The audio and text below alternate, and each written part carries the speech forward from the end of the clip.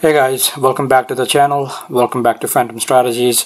So in this video I want to just have a quick recap for today news event and kind of give you a different viewpoint from what you have been hearing regarding cryptocurrencies and ICOs and the regulations from the Washington and all that. As you know that we had a hearing here in Washington regarding ICOs and the regulations related to ICOs. I have said this plenty of times on the channel before that regulations are much needed in the ICO arena, and it will really help the overall industry to keep it more to bring in more investors and to increase the level of trust within the industry, because there have been a lot of people who've been scammed and who've been burned due to Ponzi schemes or due to shady ICOs and whatever it might be. But it's a much needed thing. Yes, there is a short-term negative impact that is given. Yes, that it will happen, especially the likes of Google, Facebook banning those ads related to ICOs, banning those crypto related ad. It will have a short-term impact on the price action, as we are already seeing that in the price action in the Bitcoin. But if you take a step back and look at the longer term picture of Bitcoin and the cryptocurrency, do you think this event will change anything for the market, for the overall cryptocurrency market, and overall innovations in a sense for a legit projects? So if I go to CoinMarketCap, so on CoinMarketCap, you see there are about 1,564 cryptocurrencies trading right now. All right, and there are about 9,000 different market, 9,379 to be exact, different market trading cryptocurrencies. Right. Now, let's say if there are no bans, if there are no ICO regulations, or there is no oversight on ICOs that are getting introduced in the cryptocurrency arena or cryptocurrency world, you will see this number go to 2,000 probably by the end of the year, by 2018. Why would that happen? Is you will have a lot of corrupt or a lot of shady ICOs and companies who are trying to get on the bandwagon on this whole cryptocurrency boom, right? There will be plenty of companies that will come and just ride this this boom that is going on in this cryptocurrency world. That will happen. So you have to regulate those things. And if that happens, if that goes to 2,000, what will happen is people who are coming into cryptocurrency world and people who are coming into as a new investor, their investment will be distributed in other coins that might not be relevant. You want to make sure the coins that have proven themselves over the years, they remain the top contenders. They remain, the leaders of the market in a sense. So you want to make sure that concentration of the wealth or the investment are going toward good coins like Bitcoin, like Ethereum, Ripple, Litecoin, Cardano. Those are good coins, Neo. I mean, they have Monero, they are Dash. They have proven themselves. IOTA, I mean, they have really proven themselves over the years. They have good project, good working project. Rather than introducing new coins and distribute, distributing your wealth or distributing the investment into the coins that might not be. If let's say if there are 500 new more coins get introduced by end of the year, out of that 500, do you think all 500 of them will survive the crypto journey for next few years, or do you think all 500 of them are legit or not Ponzi or like shady? Out of 500, probably like at least 20-30% will be in that category, because that's the nature of the cryptocurrency right now, because there are no regulation, there's no oversight, and that's the nature. All right, so in short term, yes, it will have an impact. If you look at the broader, if you look at the price action in the Bitcoin and the cryptocurrency world, you will have a lot of Facebook trying to ban the ICO ads, Google trying to, they're just getting on this. There are so many things that they can ban, right? It's funny that they are picking on crypto related ads while they can be banning all kind of things that are not good for the consumers, or good for the average users. There are so many things. I'm not gonna start naming. But there are so many things that they can ban. But are they banning it? No, they're not. So they're just jumping on this this bandwagon of banning crypto related things, and ICOs and all those few Ponzi schemes have really put in the bad flavor in a lot of the investors' mouth. In short term. In long run, I think, this is my opinion, take it or leave it, but I feel that this ICO regulations in cryptocurrency, the regulations on the exchanges, because exchanges also needs to be regulated, will be helpful for the cryptocurrency in general. It will bring in more confidence in the market, which is much needed.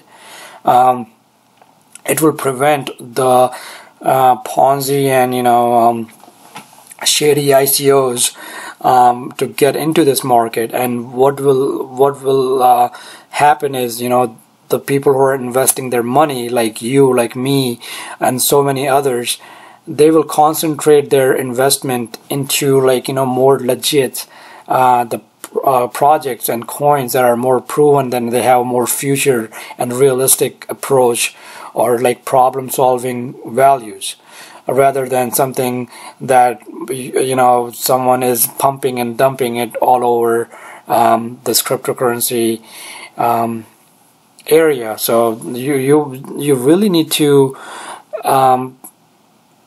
take a step back and kind of see the bigger picture and analyze it, and see what is the effect of this banning of this ICO, how it's going to impact in long run. Yes, in short run it does have a negative headlines, that's given.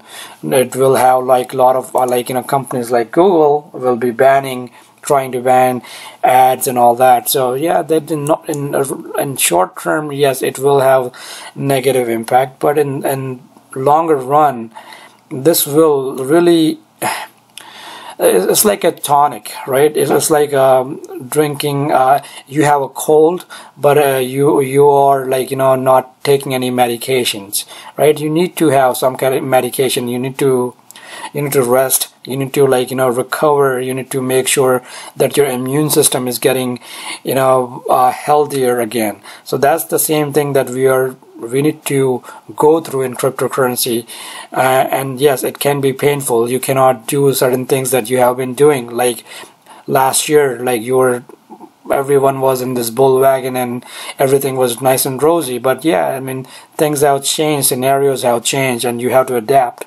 If you cannot adapt, then unfortunately you won't be able to survive this market. That's the reality. I don't know how to sugarcoat it, but that is the reality. There are a lot of people, a lot of investors, traders who will be able to survive this 2018 market. They will get burned out. They will not be able to go through this up and down, and they will simply raise their hands and they're like, okay, I'm done, I'm out. Or they might have blown their portfolio and they are okay, I'm done, I'm already lost all the money that I had, I'm already down 70-80% in my position, I don't know what to do now. So there are a lot of, trust me, there are a lot of investors who are already in those categories. So the question is how you are going to differentiate yourself from that category. Are you going to be more agile, and are you going to be more like, adaptive investor, or are you going to be more, one who heard it from someone and was bought it at the wrong time and now they're selling at the wrong time? So you have to really take a step back, analyze the picture. Yes, again, to recap, this ICO banning and all those things are negative headlines for the overall market, and it really spooked a lot of the investor. You can see that in the price action. There's nothing new about it. Yes, it was at that decisive mode. It was at that junction where it could have gone up or down, and with all this negative news that came out today, I was saying that last night as well. I clearly said that within 24 or 48 hours we will have the decisive move up or down. I have repeatedly said that yesterday on that video, and that exactly what we had. We had this negative headline news that was driving this market down, and so you have to prepare yourself mentally that a lot of the new investors, it's hard for them to see constant downtrend, because most of them don't know how to properly manage their trade, to put the stop losses, to put the buying at the right time and selling at the right time. So those things you have to it doesn't come overnight, I agree, but you have to learn. What you can do at this point is absorb as many information you can get, buying at the level where it's more comfortable holding it for long term, and buy it in small quantities, not going all in. I have said it before plenty of time. If you go all in, you have no one to blame but yourself. Okay, so just to recap, yes, in short term, ICO regulations and all this overhead news, yeah, those are negative impact. They will have negative impact on the price action. But in the long run, you will see a lot of benefits out of this regulations in the industry, and it is much needed and it's much overdue for the cryptocurrencies. All right, what it will do is it will retain only the good contenders, only the good projects in this world or in this cryptocurrency world. And that will, the investor will come into the coins that are more established, more proven, and were better, and that will drive up the price for those coins, rather than having the investment distributed among some crappy coins that got pumped and dumped by a bunch of Ponzi schemes, or people who are just trying to take advantage of other investors. So yeah, in my opinion, this ICOs and this regulations are absolutely needed, and in short term it will have a negative impact on the price action, but in long term it is much more needed healing for the cryptocurrency markets and the cryptocurrency world in general. All right, so I hope you are not taking it all as a negative news, and so there is a light at the end of the tunnel. All right, the question is, are you going to survive this journey, and are you going to be able to see that light at the end of the tunnel? So the best thing you can do is learn from your mistake. Everyone have made mistakes in their trading professional or careers. So what you can do is learn from those mistakes. Try to be a more agile investor. Try to adapt to the market. If the market is more trading market, then trade the market. Buy the lows. If it goes to the second level, if it goes to the second level, then sell it. Take that profit. Whatever the profit gives you, take it. put the stop losses. So make sure you stop those bleeding, and when it's time to go up, you are getting on it.